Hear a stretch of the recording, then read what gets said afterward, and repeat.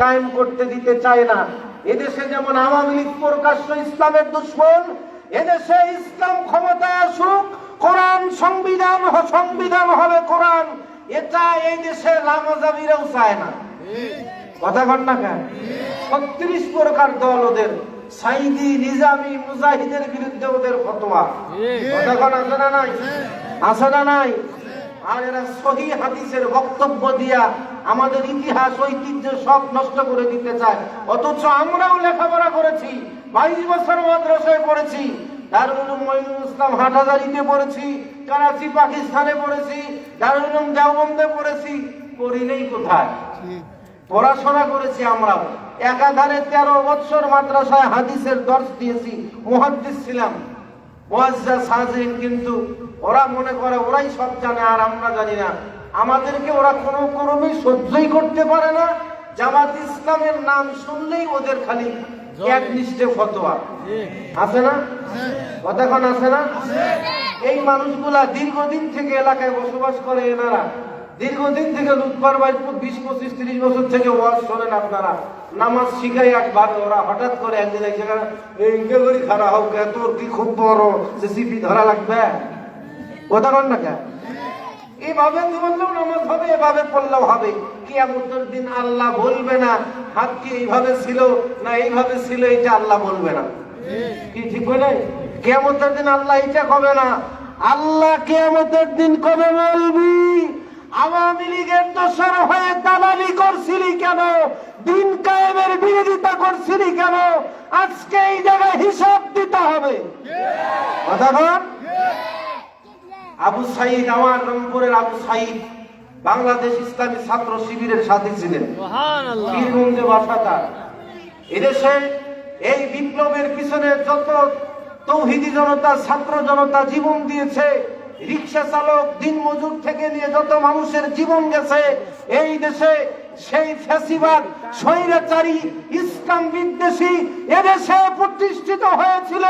নমরুদ যেই হাসিনা এদেশে প্রতিষ্ঠিত হয়েছিল, নব্য ফেরাউন যেই হাসিনা, তার পতনের পিছনে যাদের রক্ত ধরেছে, জীবন দিয়েছে, বেশিরভাগ ছেলেগুলো ছিল শহীদি কাফেলার ছাত্ররা। কতক্ষণ ঠিক কিনা? আবু সাইদ তাকে যখন শহীদ করে দেওয়া হলো, পাবনা এক মৌলবি আছে রফিকুল ইসলাম সাইদ নাকি পাবনা, শালার চেহারায় কোনো ঢকও নাই, হ্যাঁ, কথায় কোনো রসকস কিচ্ছু নাই। এই বলতেছে আবু সাইদকে শহীদ করা যাবে না। কেন শহীদ করা যাবে না? দুলা ভাই, আবু সাইদ শহীদ না কেন? শহীদের সংজ্ঞা তোমরা জানো, আমরা জানি না। শহীদের প্রথম শর্ত হলো ঈমান বিল্লাহ, আল্লাহর প্রতি ঈমান থাকতে হবে। আবু সাইদের দিলে ঈমান ছিল।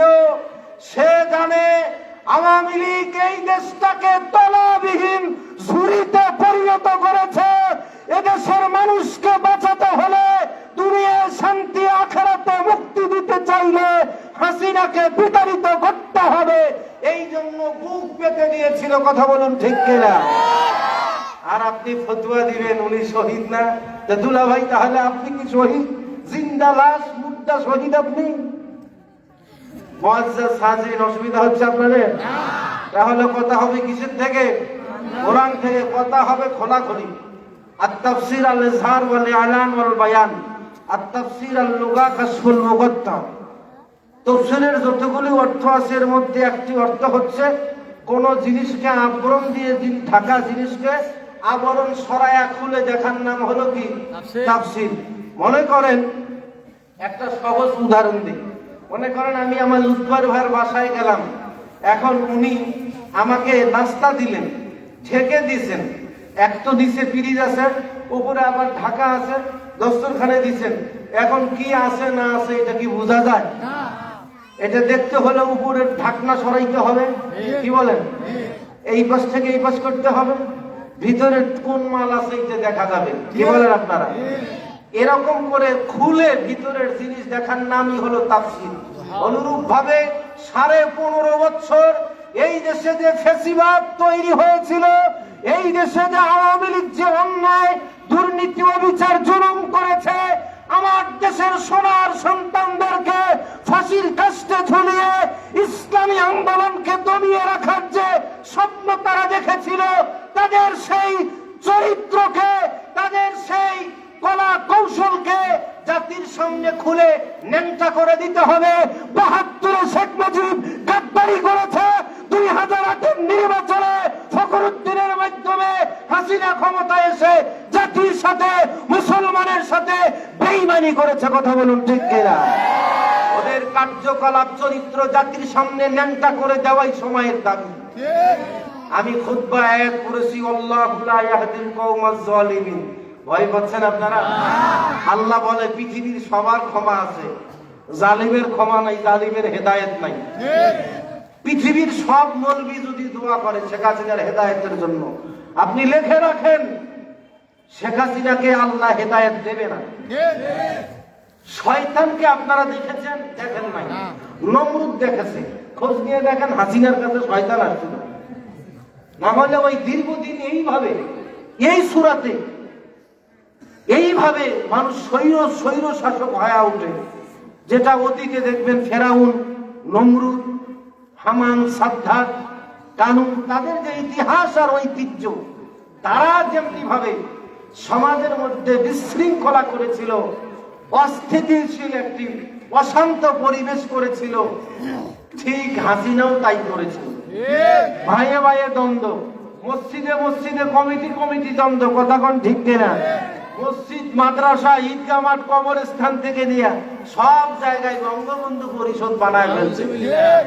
একটা গল্প বলেই মূল আলোচনায় যাই। আল্লামা সাইদি রহমাতুল্লাহ আলাইহি, এই নাম নিতে কি আপনাদের খারাপ লাগে? শরম পান আপনারা? আল্লামা সাইদি রহমাতুল্লাহ আলাইহির মতো ঈমান আপনাকে আমাকে তৈরি করতে হবে। আল্লামা সাইদি মন্ত্রী হতে চান নাই, এমপি হতে চান নাই, সচিবালয়ের দায়িত্ব নিতে চান নাই, বাইতুল মুকাররমের খতিব হতেও চান নাই, ইসলামিক ফাউন্ডেশনের বোর্ড অফ গভর্নর হতে চান নাই, ডিজি হতেও চান নাই। পৃথিবীর সমস্ত দুনিয়া যে উনাকে দেওয়া হয়েছিল, দুনিয়াকে লাথি মেরে দিয়েছেন। উনি ঈমানকে বিক্রি করেন নাই, অন্তরে ঈমানকে লালন করে শেষ পর্যন্ত শহীদ হয়েছেন, তবুও বাতিলের কাছে মাথা নত করেন নাই। ঈমান হতে হবে তার মতো। কথা কোন ঠিক কিনা? ঈমান ছিল তাদের, আর আমাদের ঈমান একটা কুমি ব্যাং যদি মাঠের মধ্যে আসি, 2 বার প্যাক প্যাক করে মুসল্লি ছিঁড়ি দৌড় দেবে। এই ঠিক কিনা? চৌকিদার বাসি দিলে থুইয়া পালায়। কত মাহফিলে দেখলাম আমরা ওয়াজ করি, স্টেজে একজনে থাকে না, সব পালায়া যায় ভয়। কি বলেন? আবার অনেক মাহফিলে ওয়াজ করি আমরা, পায়জামা গরম হয় কমিটির লোকের। এরকমও দীর্ঘদিন ছিল কিনা পিছনে? কোরআন থেকে হক কথাগুলো বলা যায় না, বাধা দিত। আজকে আওয়ামী লীগের কোনো বেটা থাকলে হয় বাধা দেয়া হয়, খেলা হবে আজকে তোর সাথে। কথা কোন ঠিক কিনা? কোন জায়গায় রে তুই আওয়ামী লীগ আয়, বাধা দে বেটা। তুই বাধা দিতে আসলেই তোর প্যান্ট, পায়জামা, লুঙ্গি, জাঙ্গিয়ে সব খুলে দেব। কথা কোন না? তারপরে তোর ঠ্যাং উপরের দিকে দিয়া, মাথা নিচের দিকে দিয়া, তোর পাছা পিঠা কুত্তা পিঠা করে ল্যাংড়া করে ছেড়ে দেবো। কথা কোন ঠিক কিনা? এখন থেকে কোন মাহফিলে যদি বাধা দিতে আসে কেউ, ও আওয়ামী লীগ হোক আর কোন লীগ হোক, এখন তো আওয়ামী লীগ, রিক্সা লীগ, আনসার লীগ, পাবলিক, হিন্দু লীগ, কত প্রকার লীগ হয়ে নামতেছে। কথা বলতে কেন? ওরা মাহফিল বন্ধ করার জন্য যদি এখন থেকে আসে, ওদের কোনো ছাড় নাই। আর সবাই মাহফিলে যাওয়ার সময় যুবক যারা কয়েকটা লাঠি সোটা নিয়ে যাবেন, কয়েকটা লাঠি সোটা রাখবেন। যেই বাধা দিবে দুলাভাই শায়েস্তা করি, তারপর মাইক পাড়ে দিল। পারবেন না? 2-4টা মাহফিলে মাইক খাইলে সোজা হয়ে যাবে। মুআজ্জাজ হাজিরিন, জোরে তাকবীর দেন, নারায়ে তাকবীর। তোলেন, হাত তোলেন। পিছনের ভাইরা তারা আছে কেন? এই ভিতরে আসেন, খিচুড়ি দেবো, আসেন ভিতরে, আসেন, বসেন, জায়গা পুরো করে নেন। 2 হাত তোলেন, আমার দিকে দেখেন, এরকম করেন তো, আমার দিকে দেখেন, আমার দিকে দেখেন, এরকম করেন, এরকম করেন, মুট করেন, আর হাত সোজা করে মুট করেন, আমার দিকে তাকান। এবার খোলেন, আমার দিকে দেখেন, আপনারা খোলেন। এবার নামান হাত, মনোযোগটা যেন আমার দিকে থাকে, অন্যদিকে না থাকে। মুআজ্জাজ হাজিরিন, আল্লাহ রাব্বুল আলামিন দেখে বললেন, নবী হে, তামাম পৃথিবীর সমস্ত মানুষদেরকে বলে দেন, বান্দা আমার, বান্দি আমার, তারা যখন কোরআনুল কারীম শুনতে যাবে, কোরআনুল কারীম থেকে যখন তাদের সামনে দর্শ দেওয়া হবে, কোরআনুল কারীম থেকে তেলাওয়াত করা হবে, কোরআনুল কারীম থেকে তাফসীর করা হবে, কোরআনুল কারীম থেকে বয়ান করা হবে, ওয়াজ করা হবে, নসিহত করা হবে, এই সময় তারা কিভাবে তা শ্রবণ করবে? আল্লাহ রাব্বুল আলামিন বলেন, ওয়া ইযা কুরিয়াল কুরআনু ফাসতামিউ লাহু ওয়া আনসিতু লাআল্লাকুম তুরহামুন।